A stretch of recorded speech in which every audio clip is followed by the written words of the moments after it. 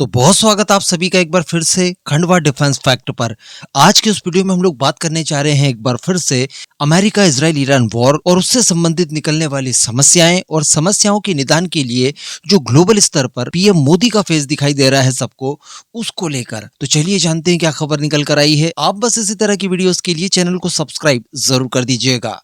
तो देखिए, जैसा कि हम लोग जानते हैं, स्ट्रेट ऑफ हॉर्मुज जो कि ईरान से लगा हुआ है और ईरान यहाँ पर आराम से ब्लॉकेज कर सकता है, जहां से दुनिया की टोटल जरूरत का 20% से ज्यादा क्रूड ऑयल एक्सपोर्ट किया जाता है, वो इस समय बंद पड़ा है। वैसे ईरान ने कोई ऑफिशियली से चोक वगैरह नहीं किया है, लेकिन ये धांधल कब से शुरू हुई? जब से युद्ध शुरू हुआ, क्योंकि युद्ध शुरू हो जाने के बाद इस तरह की आशंकाएं जताई जा रही थी कि यहाँ से निकलने वाले टैंकर्स पर ईरान कभी भी अटैक कर सकता है। अब इन परेशानियों को देखते हुए इंश्योरेंस कंपनीज ने ऑयल टैंकर्स को इंश्योरेंस देने से इनकार कर दिया। तो फिर इसके बाद क्या था? यहाँ से आवागमन बंद हो गया। अब आवागमन जब यहाँ से बंद हो गया तो अरब देशों का जो क्रूड ऑयल बाहर एक्सपोर्ट किया जाता था वो भी बंद हो गया।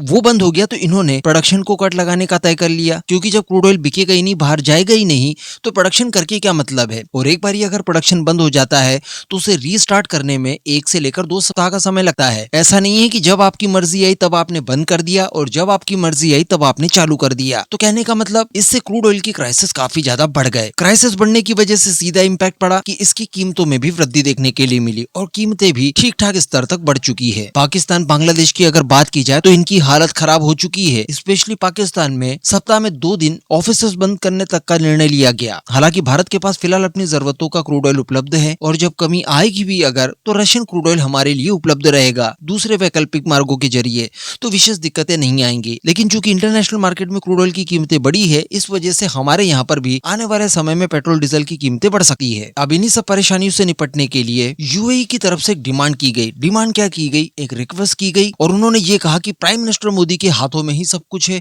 अगर वो चाहे तो एक कॉल ईरान कर सकते हैं और एक कॉल इजराइल को कर सकते हैं, जिससे कि ये मामला शांत हो सकता है। अब आप यहाँ पर समझने की कोशिश कीजिए कि ग्लोबल स्तर पर प्राइम मिनिस्टर मोदी की क्या स्थिति है और कितना ट्रस्ट है उनके ऊपर कि वो कहीं पर भी दुनिया में अगर युद्ध हो रहा हो तो दोनों पक्षों के साथ एक साथ बात करके मामलों को सुलझा सकते हैं। रशिया यूक्रेन वॉर के समय भी इसी तरह की अपील उनसे की गई थी। दरअसल भारत में यूएई के एम्बेसडर हैं हुसैन हसन मिर्जा, तो इन्होंने कहा है कि प्राइम मिनिस्टर मोदी अगर ईरान और इजराइल को एक एक कॉल कर दे तो समस्या का समाधान निकल सकता है। सच कहूं तो मुझे समझ नहीं आ रहा है कि हम इसमें क्यों शामिल हैं, क्योंकि वैसे भी यूएई का इस कॉन्फ्लिक्ट में शामिल होने का कोई कारण नहीं है। वो कह रहे हैं कि देखिए, हम तो इसमें पड़े ही नहीं है, बेवजह हमारे ऊपर अटैक्स किए गए, जिससे कि हम भी इस कॉन्फ्लिक्ट में अल्टीमेटली शामिल हो गए। आगे इन्होंने कहा कि प्राइम मिनिस्टर मोदी न केवल खाड़ी देशों के नेताओं के बीच में बल्कि क्षेत्र के आम लोगों और व्यापारिक समुदायों के बीच में भी सम्मान प्राप्त लीडर हैं और उनकी यही विश्वसनीयता इस समय कॉन्फ्लिक्ट में इन्वॉल्व हुए दोनों ही पक्षों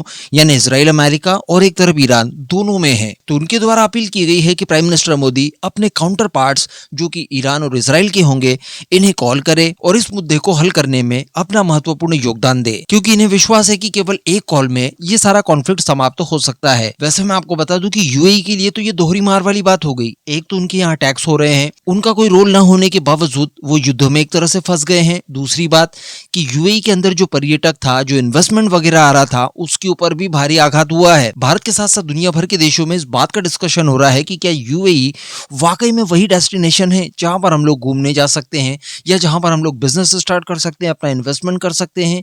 क्योंकि यूएई उतना सेफ अपने आप को नहीं साबित कर पाया जितना कि वो पहले प्रचारित किया करते थे, जिससे कि उनकी जो रेपुटेशन है वो भी लगातार गिरती जा रही है। और एक बार अगर रेपुटेशन गिर गई, उसके बाद दोबारा से उसे बिल्ड करना उतना आसान नहीं होगा। तो यूएई की इकोनॉमी जो कि ऑयल बेस्ड हुआ करती थी, उसको छोड़कर इन्होंने दूसरी चीजों के ऊपर जब इसे शिफ्ट किया और अच्छा परिणाम भी देखने के लिए मिला, वो सारे के सारे परिणाम यहाँ पर ताक पर लगे हुए हैं और इन्हें अंतिम उपाय के रूप में प्राइम मिनिस्टर मोदी ही दिखाई दे रहे हैं। तो यहाँ पर मैं आपको ओपिनियन जानना चाहूंगा, क्या आपको भी लगता है कि प्राइम मिनिस्टर मोदी के एक कॉल से ये सारे कॉन्फ्लिक्ट्स बंद हो सकते हैं? कमेंट करके आप अपना ओपिनियन जरूर दीजिएगा।